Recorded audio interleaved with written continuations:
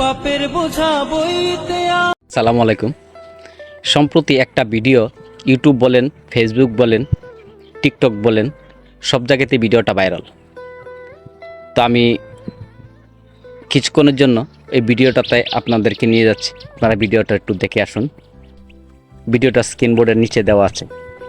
পাপের বোঝা বইতে আমি আর যে পারি না, ক্ষমা করে দাও না আমায় দয়াল রব্বানা।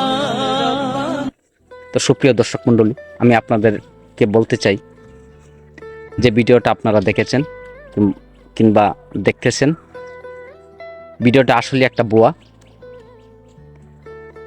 অনেকে বলছেন ওরা স্বামী স্ত্রী, অনেকে বলছেন ভাইরাল হওয়ার জন্য ভিডিওটা করেছেন, একটা শর্ট ফিল্ম।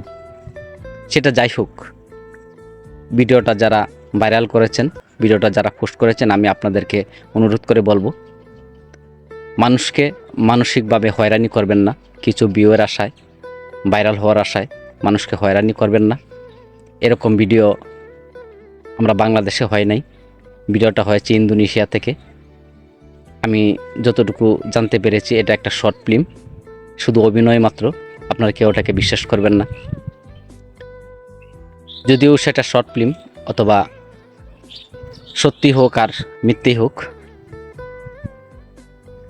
তো যারা ভিডিওটা পোস্ট করেছেন আমি আপনাদেরকে অনুরোধ করব, মানুষকে মানসিকভাবে হয়রানি করবেন না, একটা মিথ্যা প্রচারণা করবেন না, মানুষের সরল মনে আঘাত দিবেন না।